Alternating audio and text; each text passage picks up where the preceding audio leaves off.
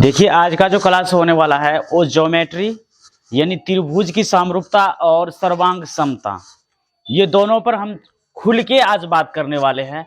आपने काफी सारा वीडियो देखे होंगे जो कि समरूप और समरूपता से रिलेटेड, जो कि ये जो क्लास है हमने 10वां का मैथ जो है 6.1 तक एक्सरसाइज को खत्म किया है, लेकिन हम उसमें एक त्रुटि यह भी ढूंढे है कि बच्चे सबको काफी प्रॉब्लम होता है कि ये समरूप कैसे हो जाता है, सर्वांग समता कैसी हो जाती है। ये सब सिचुएशंस हमने आपको इसलिए यहाँ पर हम आपको डिनोटेट कर रहे हैं कि आपको ये जो समरूप होता है, ये सर्वांग समता जो होता है, इस पर आज हम चर्चा खुल के करने वाले हैं। तो थोड़ा दो लाइन बताने के लिए चाहेंगे कि अगर आप जिस भी क्लास के स्टूडेंट हो, यानी 9th 10th और 8 और 7th और 6 और 5 यहां तक का बच्चा इस वीडियो से आप सीख सकते हैं कि आप ज्योमेट्री का जो भी क्वेश्चंस आपको त्रिभुज से रिलेटेड आएगा, यानी समकोण त्रिभुज से रिलेटेड आएगा, यानी कि चतुर्भुज और आयत और वर्ग और समचतुर्भुज, ये सब से रिलेटेड आएगा तो आपको आसानी से यहां से क्वेश्चंस आपको हल हो जाएगा। तो यहां से हम बताने का काम करेंगे कि सबसे पहले समरूपता और सर्वांग समता, ये दोनों पर चर्चा करने वाले हैं आज हम इस बेसिक क्लास के अंदर। तो यहाँ पर हमने कल आपको एक वीडियो में बताए थे कि सर्वांग सम और समरूपता थोड़ा शॉर्टकट में बताए थे। आज हम उसका पूरा भंडार खोलने वाले हैं कि समरूपता और सर्वांग सम होते हैं क्या। तो सबसे पहले यहाँ पर हमने दो फिगर लेते हैं। देखिए यहाँ से दो फिगर किस तरह से, यहाँ पर एक फिगर त्रिभुज बनाए हैं पहला, और एक इधर। इसका नाम रखते हैं हम ए, इसका बी और इसका सी, इसका पी, इसका क्यू और इसका आर। देखिए यहां पर जैसे कि हम दो त्रिभुज लिए हैं, पहला त्रिभुज है ए बी सी और दूसरा त्रिभुज है पी क्यू आर। अब देखिए दोनों में जो समरूप का अर्थ क्या होता है। समरूप का अर्थ यानी ये जो होता है, ये सिंबल, ये समरूप का सिंबल होता है, यानी संकेत होता है। ये क्या हुआ, ये सिंबल जो है समरूप का सिंबल है, यानी संकेत है, यानी चिन्ह है। ये सिंबल समरूप का चिन्ह यानी संकेत। यहां पर जैसे कि आपको या समरूप का बात हम पहले नंबर में करेंगे, पहला नंबर जो होगा समरूप का नियम, समरूपता, समरूपता का नियम। चलिए देखिए समरूपता जो होती है, अगर आपने यहां पर एक त्रिभुज देखे, यहां पर भी एक त्रिभुज है, यहां पर भी त्रिभुज है। त्रिभुज हमने दो लिए हैं, पहला त्रिभुज ए बी सी, दूसरा त्रिभुज पी क्यू आर। हमने दो त्रिभुज ले रखे हैं। अब देखिए यहां पर जैसे कि समरूप का अगर बात किया जाएगा, तो समरूप का यानी कि मेरे पास जो इसका जो है यहाँ पर ये वाली भुजा, ये भी 4 सेंटीमीटर का होना चाहिए और ये भी 4 सेंटीमीटर का होना चाहिए।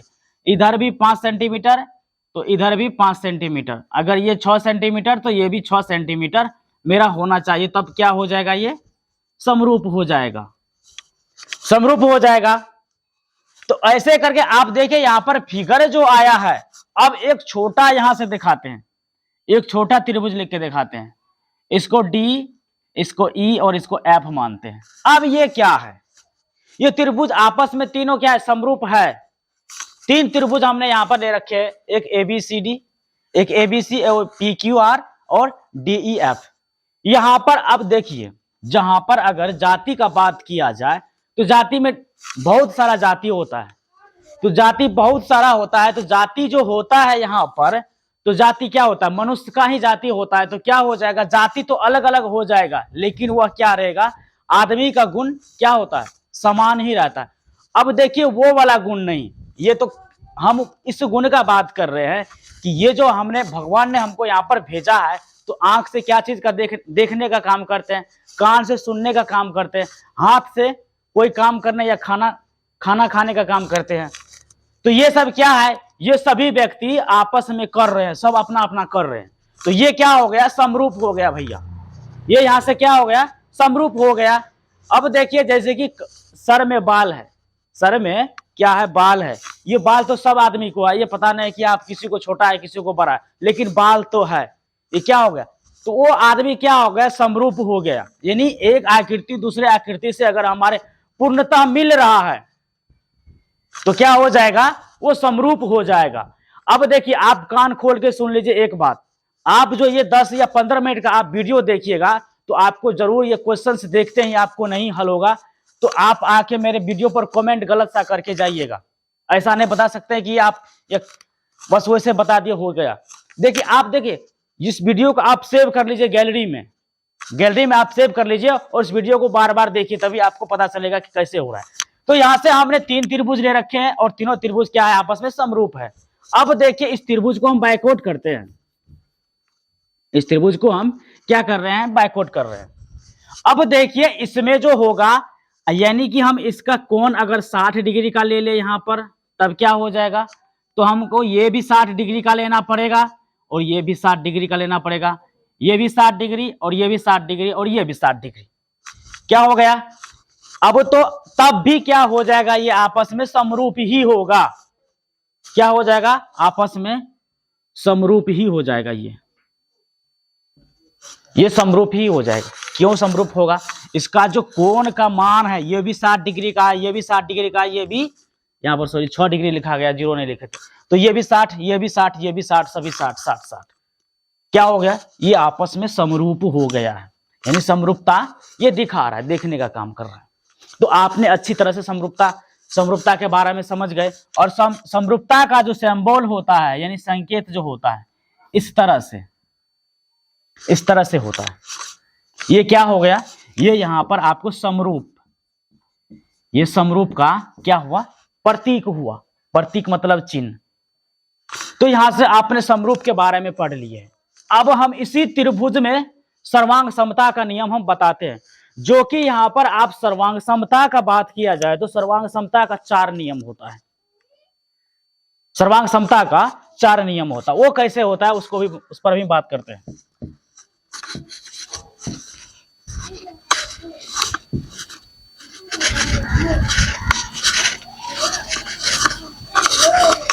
एक नोट तैयार कर लीजिएगा आपको, और उस नोट से, यानी कि इस नोट से जो आपको होने वाला है, यानी ज्योमेट्री सफाई होने वाला है।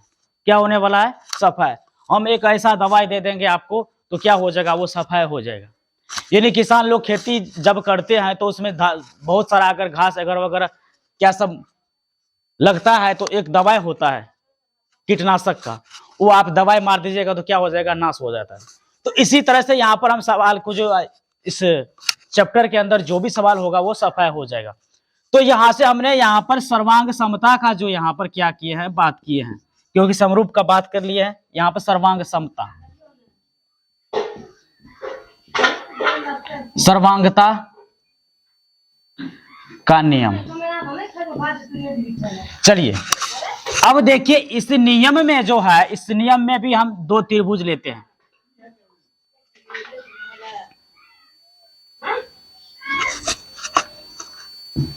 ये B, ये C, ये P और ये Q, ये R। देखिए यहां पर जब जैसे बात करेगा, यहां पर सर्वांग समता का बात कर रहे हैं, तो सर्वांग समता का जो सिंबल होता है इस तरह से होता है।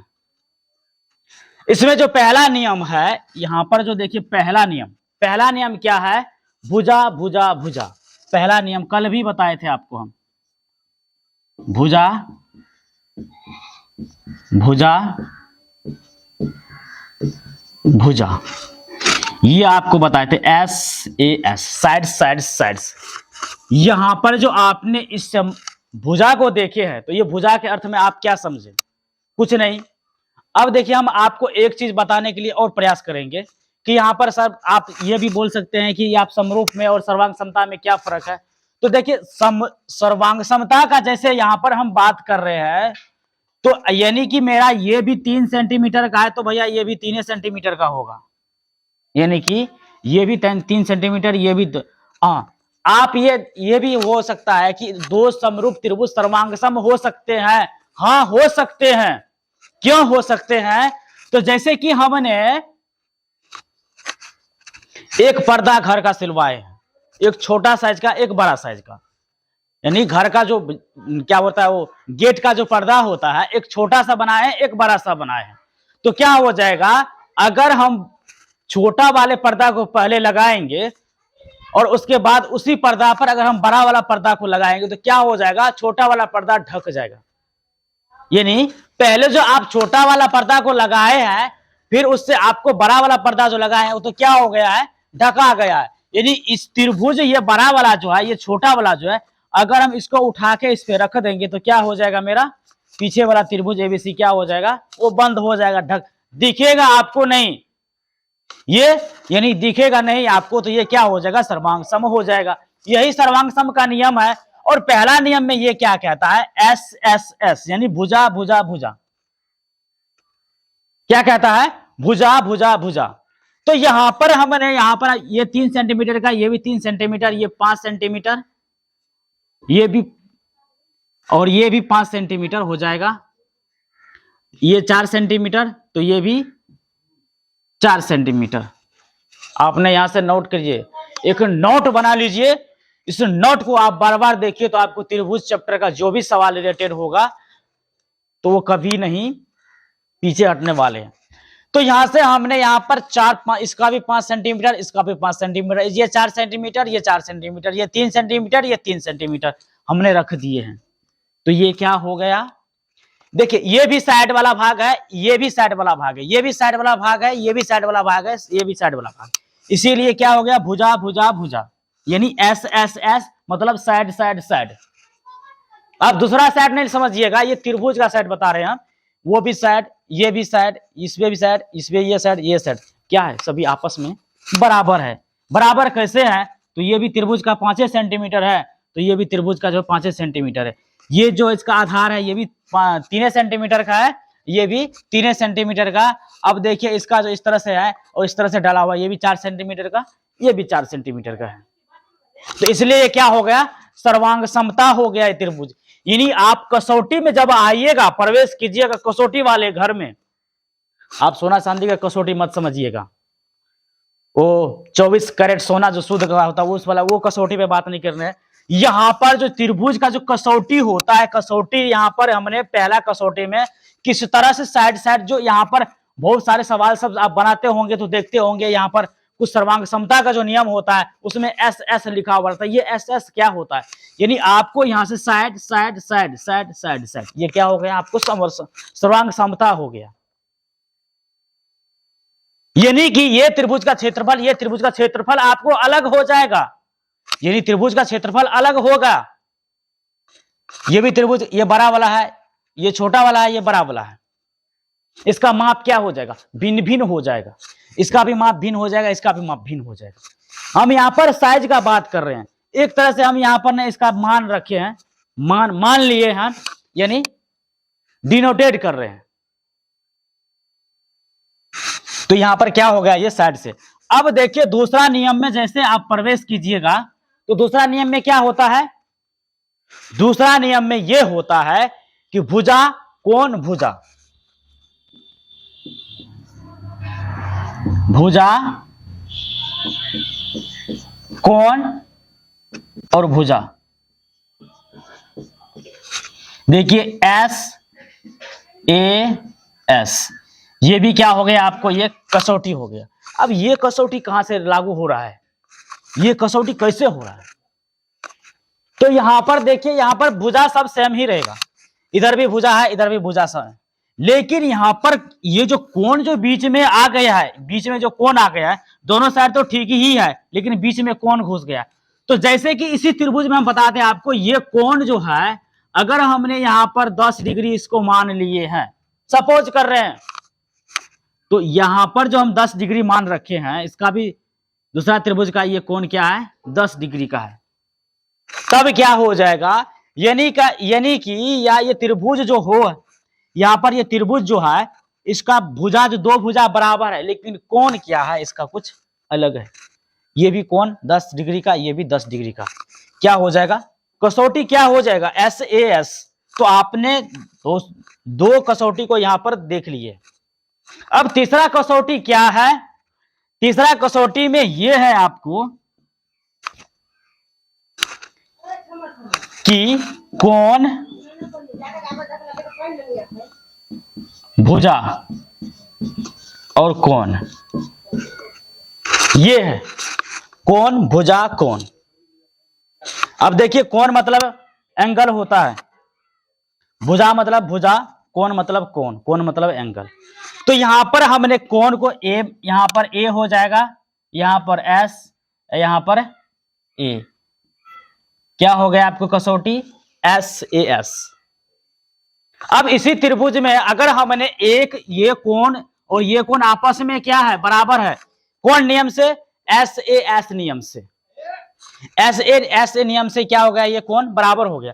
अब देखिए इसका दूसरा कोण हमने इसका 20 डिग्री रखे हैं, तो ये भी क्या हो जाएगा, 20 डिग्री का हो जाएगा, ये भी।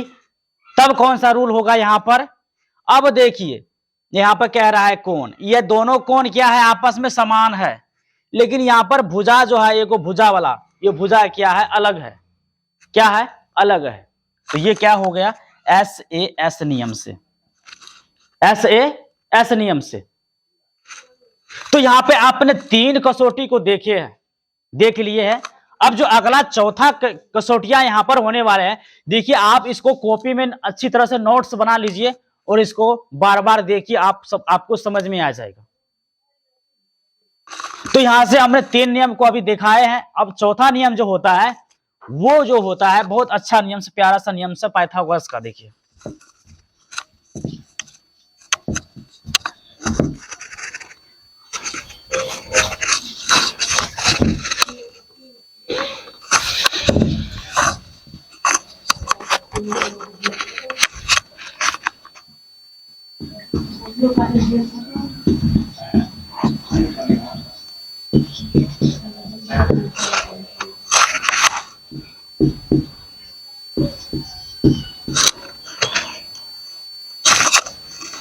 ये आपको चौथा नियम है।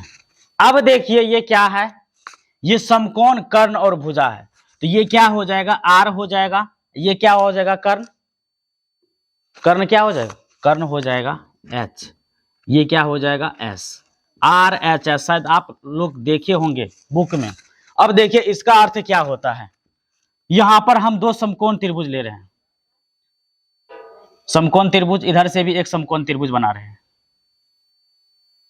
यानी समकोण का जहां पर बात किया जाएगा तो लंब क्या हो जाएगा, अगर यहां पर लंब जो है, लंब का जो कोण बनेगा वो कितना डिग्री का, यहां पर 90 डिग्री का बन जाएगा, ये भी क्या बन जाएगा, 90 डिग्री का बन जाएगा।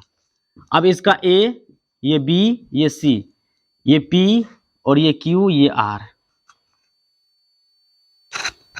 यानी इस नियम जो, ये नियम जो प्रतिपादन कर रही है, तो ये क्या कर रही है, समकोण त्रिभुज पर।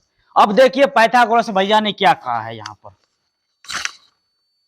ये भी त्रिभुज आपस में क्या है, सर्वांगसम है। यहां पर सर्वांगसम है, ये आपस में त्रिभुज दोनों सर्वांगसम कैसे है, क्योंकि ये जो कर्ण जो यहां पर आधार से जो लंब गया है वो 90 डिग्री का, और पीक्यू आर में भी जो आधार से लंब ऊपर गया है, ये भी क्या है, 90 डिग्री का। यानी बी वाला कोण आर के बराबर है, सी वाला कोण क्यू के बराबर है, और ए वाला कोण पी के बराबर है, हम कह सकते हैं।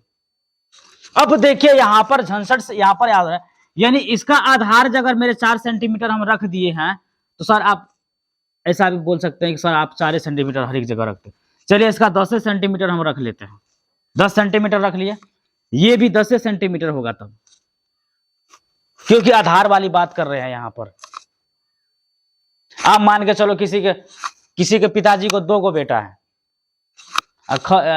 खेत है 1 बीघा, तो 10 कट्ठा को होगा। ये तो नहीं कि आप किसी को 5 कट्ठा दे दिया, किसी को 15 कट्ठा, ऐसा नहीं हो सकता है। तो यहां पर हमने यहां से देखे, इसका भी आधार 10 सेंटीमीटर और इसका भी आधार 10 सेंटीमीटर, समकोण त्रिभुज में ये हम नहीं कह रहे हैं, यहां पर ये पाइथागोरस ऐसा कह रहा है।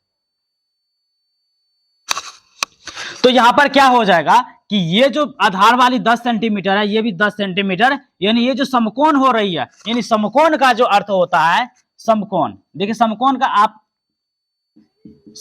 अर्थ क्या होता है,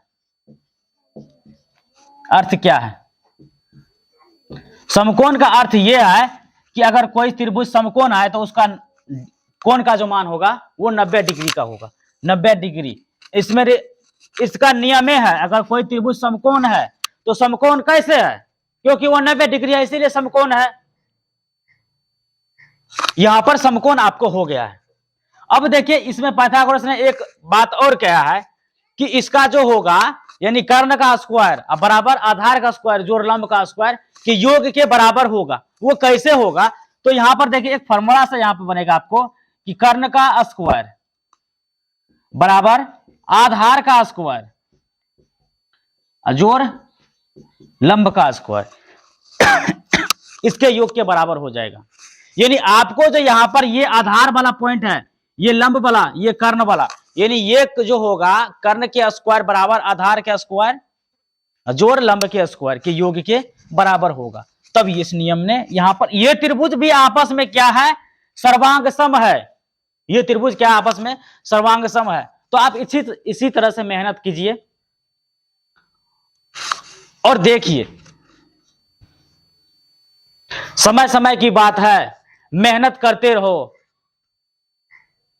मेहनत करते रहो। बुरे दिन भी है तो क्या हो जाएगा, वो अच्छे दिन में आपको चेंज हो जाएगा। लेकिन आप मेहनत अगर आप यहां पर छोड़िएगा, मेहनत यहां पर अगर आप छोड़िएगा तो क्या होगा, आपको परेशानी होगा। तो आप यहां पर थोड़ा सा समझ में आया, फिर से देखते हैं, थोड़ा समझ में आया, देखते देखते आपको सीखना होगा। क्योंकि यहां पर जो भैया यहां पर जो आज अभी का जो युग है वो ऑफलाइन का पूरी तरह से खत्म होने वाला है, वो होने वाला है ऑनलाइन।